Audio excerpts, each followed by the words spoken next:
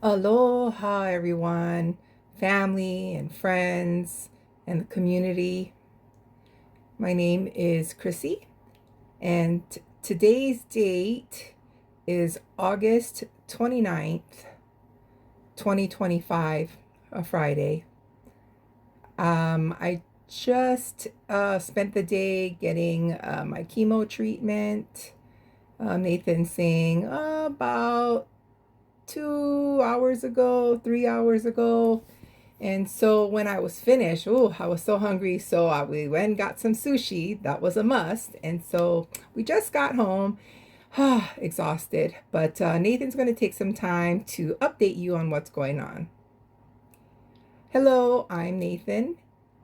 I wanted to talk a bit more about the continuation of our previous vlog because we were waiting to get the CT body scan as well as a bone scan. And we have received the results earlier last week, and it's both good and bad.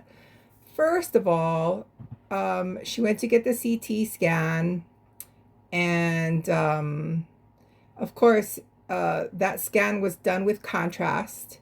And basically, it's radioactive substance, chemical that helps to see things more clearly within the body.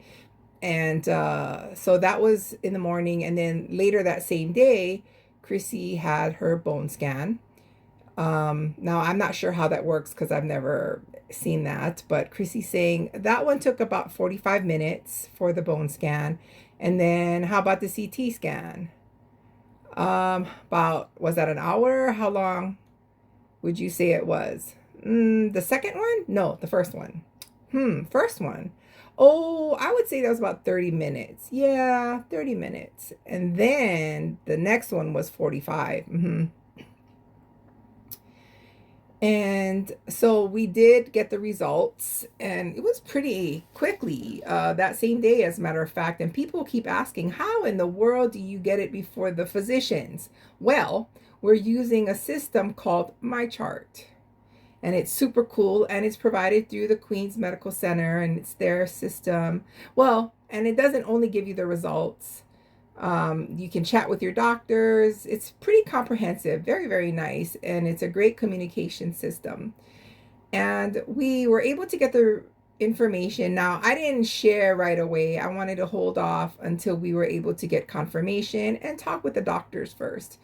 So after getting the results, the good news is that the tumor in her breast has indeed shrunk. But the unfortunate news is that with the CT scan as well as the bone scan, they've discovered other newer cancer cells in different areas. And so we've seen more tumors appear. I want to give you a list of the areas, and I'm going to look at my notes just to make it easier for me to speak on their locations. And it's not just in the bones, but mostly in her skeletal system. But I will mention a couple of other spots as well. So, first place that we saw the cancer appear was in her manubrium, and that's right in the center of her chest. And then the left scapula, which is the long bone. And then the right humerus, which is the bone in her arm. Now, remember, when we found it initially, it was in the left femur, and now we're seeing it show up in more locations, also including the ribs in two different areas. We have on the right side, the 6th and the 7th rib, and on the left, the 4th and the 5th. And then also in the hip, but more so the pelvic area, we have the iliac crest plate, as well as the right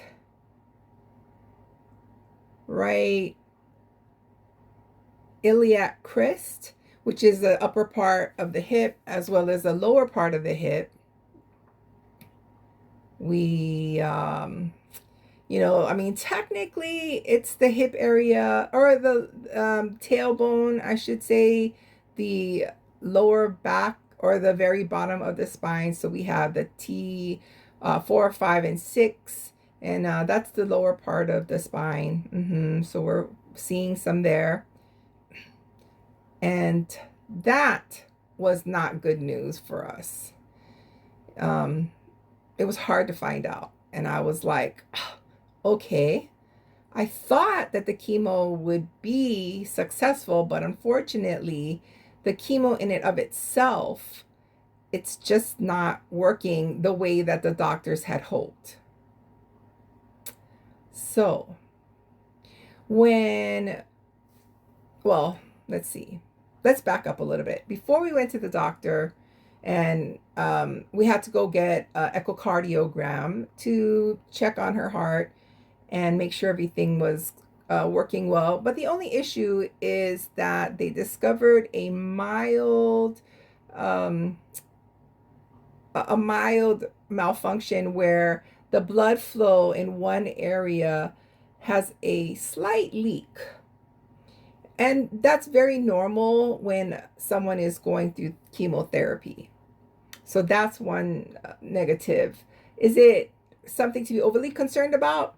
Doesn't seem so, but it is a concern, and that's something that we just have to keep an eye on.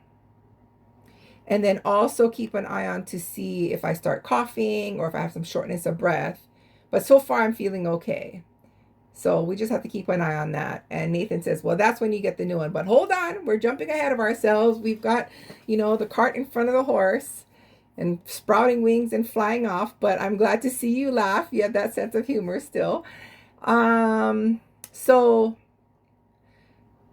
based on all of this information, when we discussed, oh yes, we also had a brain MRI, which was this week. So we had a very busy week with several appointments.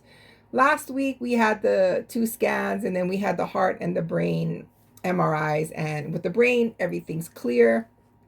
There's no sign of cancer. All is well, which is good news. And then yesterday we went to the oncologist, who is the cancer specialist, and had a conversation with them. And originally, Crissy was, when she started her cancer treatment, it was chemo, which was to fight the cancer cells, plus targeting the breast area, and that, the goal was to have the tumor shrink. Unfortunately, the chemo has not worked for the other cancer cells. And the main reason why we wanted to do all of this was to control the cancer cells and then eventually move into an oral treatment. But at this point, with the results and her case, having an oral treatment is just not worthy. So we had to consider a new path and go with a new treatment. So that initial 3-step plan is out the window, and now we're going to focus only on a chemo with the name of Enhertu. And it's a type of medication that focuses exclusively with the target, which includes that HER2 plus, which is the cancer, and it's within the drug, so that once you use it, its goal is to destroy the cells. And so that's a pretty new medication, and that's where we're at currently. And Crissy had her first treatment with this new drug today, which is a much longer treatment, but in subsequent treatments, they should be shorter. And with this medication, we're basically starting all over from scratch. So we have steroids to reduce nausea and other possible side effects. Now, We don't really know how this new drug is going to affect her, and doctors do have concerns. And, I ask questions expectedly, and I ask them, what is their expected prognosis? What can we expect as far as her, time with us? And the doctor stopped and asked Crissy directly, do you want to talk about this? Because oftentimes they make a point to ask the patient, because there are patients out there who don't want to hear any of this, and they may want to just have it shared with their spouse or husband. But they asked her directly, not me, to Crissy, and Crissy said, yes, I'd like to hear what you have to say. So the response was basically, it's case by case. It depends on the individual. It's hard to predict. And in her case, there are concerns because of the aggressive nature of the cancer. And her cancer is pretty stubborn, let's just say, almost like a burro, which is far worse than a donkey or even a mule, but a burro. And if you're not familiar what a burro is, well, it's a small-sized donkey that tends to live in the southern part of, I guess, Arizona or even further south. But they're used to carry things on their back. Anyway, that's a burro. And as far as I'm concerned, I was disappointed. I was hoping for something a little less ambiguous. And I mean, I'm assuming that Crissy feels the same way. And I was like, okay, so what can I do to try to improve the situation? And their answer again was, it depends on the individual. It depends on her body and how it responds, and that everyone's different.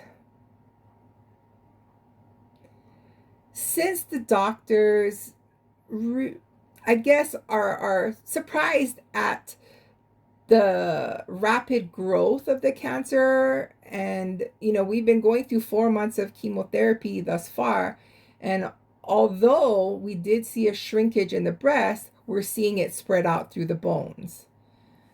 And then also there's another part where they found a lump, a nodule on the lower right lung. And that's not something I wanted to hear.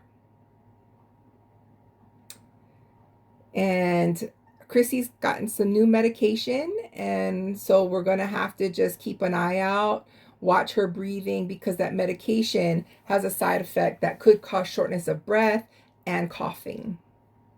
And so if that's the case and we see that as a side effect, we'll have to call someone and then figure out where to go from there. So that's where I am. Well, that's where we are at this point. I have to think positive. I know that you all are encouraging us to think positive, but it's like a roller coaster. I have up and downs. I think about this a lot. Sometimes when I'm driving, sometimes when I'm at work, when I'm in moments where I'm alone with my thoughts. Am I sad? Yes.